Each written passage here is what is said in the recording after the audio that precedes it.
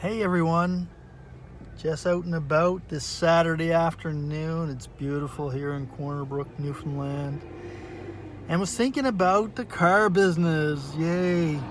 Of course, the challenges that we all have at our dealerships, and especially those who are looking to grow and want to be a top performer and not happy with settling for average. You know what? There's a way to get over that plateau. I know sometimes we kind of get to a place where we feel like we're stuck. And it's true. Are you stuck? You know what? Most dealers get stuck at certain points. There's only very few that move past those points. And you know, we go back and forth to our performance group meetings, which are fantastic for helping us grow, giving us knowledge, you know, giving us the tools, even giving us the names of people and who we can talk to in other stores who've gone a little further than we are. We get all that information. We come back to our store and we try to put this in place. Doesn't work. They let us know what's going on. They give us the information. And it's not that what they're saying doesn't work, is we never learn the how to. How do we get these things in place? I mean, after all, when we get back there, everybody is busy. It seems like they're running around and their days are full. And when you try to implement new ideas, man,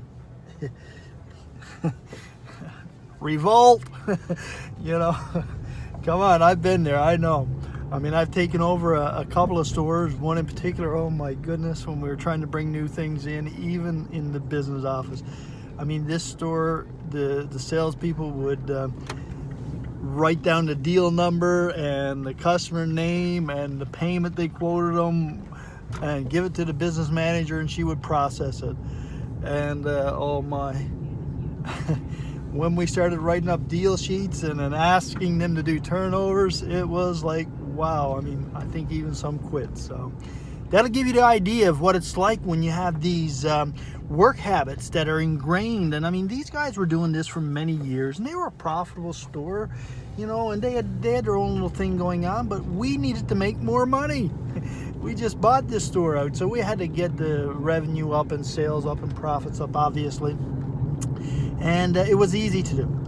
And so we progressed from there and got to a point where we were one of the higher stores in our group in that brand. And not just in our brand, in the imports itself across the board, but there were a couple of import stores that were doing fantastic. And I believed in my heart we could get there. Now, those imports weren't having the same challenge with leasing. We had high lease penetration with the brand I was with, you know, and so that was our stumbling block. That was even my own personal stumbling block, my own obstacle I had to overcome. But I believed there was a way around that. So I got to a certain point and we were at a certain number and I dearly wanted to get to a couple $100 more. Just couldn't seem to do it. We set the goal, set the target. We worked with our providers. They were phenomenal, and I don't mind giving them a shout out. It's First Canadian did a great program, and Dale, I think it was Dale Manning, and not that you drop names, but this guy came in to Atlantic Canada, and he did a great job, I believe, and you know, they had a really strong program, good people.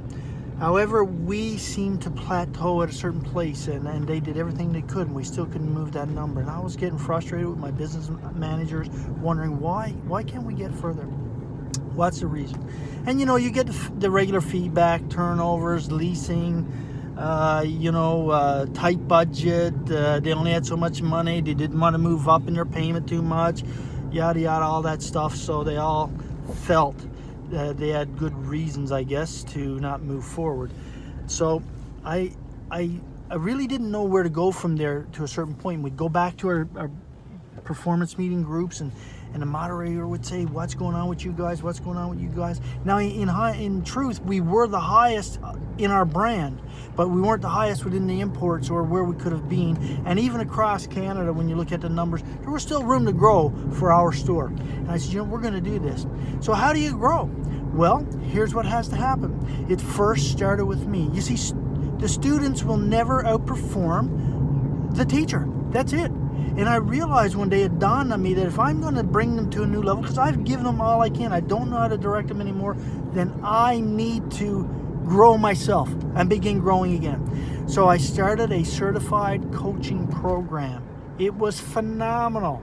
It opened my eyes to many things, especially human behavior, especially the need to have specific work behaviors that are successful, and to create those into our belief system, into the way we operate, because we have a way of doing things and it's so hard to come outside of that, and some of these work habits didn't serve us. So that was a big eye-opener. And then I did a behavioral consultant program, and it taught me how to communicate. I know. I really didn't understand some of my staff, and we had communication issues. They had work behaviors that were related to their personality style. Once I began to understand that, once I began to understand myself, man, things changed. I realized if we could create the 5 to 7 work behaviors that drove success and then execute them consistently on a daily basis, our numbers would just show up. Not only would the numbers show up, the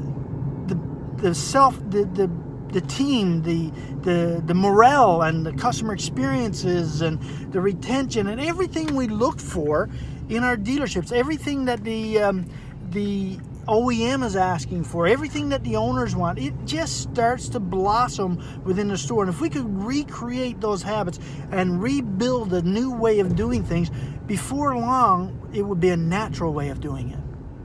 And every time we onboarded somebody, we'd have a program in place. Now, we did this for 18 to 19 different productive positions within a dealership. But I'm just focusing on business office today.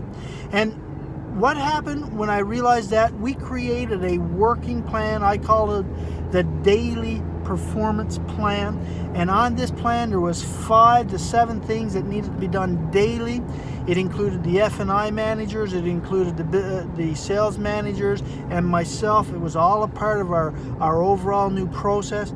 It was seamless. We had to roll it out and build it in over a number of weeks, because you got to build habits. But once we did, man, it was unbelievable. As a matter of fact, we were looking for a couple $100, and I couldn't believe it. After the first week or so, we were hitting like $600 to $700 over where we were plateaued. I was like, whoa, is this for real?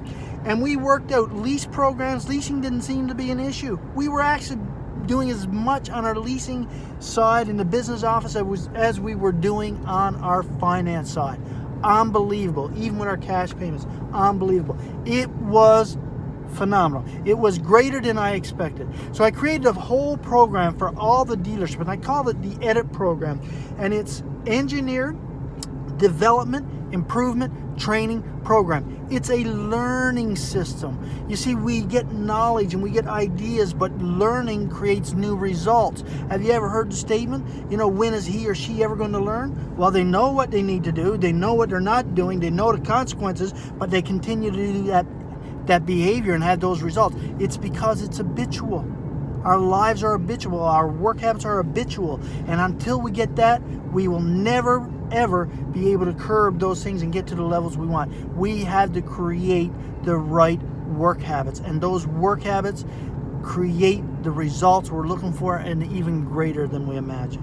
So I'm going to do a challenge, because I want to share this. This is golden stuff, and it's for those who are high performers who want to really move the needle and get to the top, and those who want to move from the bottom to the top. If you're satisfied with average, cool, I'm happy for you. This is not for you, but this will take something from you. It starts with the leaders, and it will grow. It will flow into all your dealership, and you'll get more out of it than you can even imagine. It's phenomenal. It's the EDIT program. It's a learning system, and I'm going to do a 5-day challenge. And in that 5-day challenge, I'm going to show you guys how to identify what's going on now, how to identify what you need to do, how to create a system for those new habits, how to roll it out, and then how to reap the benefits and bring it all together so it's a seamless process within your store, and almost happens naturally. I'm excited. Keep your eye out for that 5-day challenge. It's going to be amazing. Thanks for hearing me out today, just on a Saturday drive, picking up some stuff, and it come on my heart. So hey, let's do it. What's wrong with now? Have a great weekend, and look forward to sharing with you more later.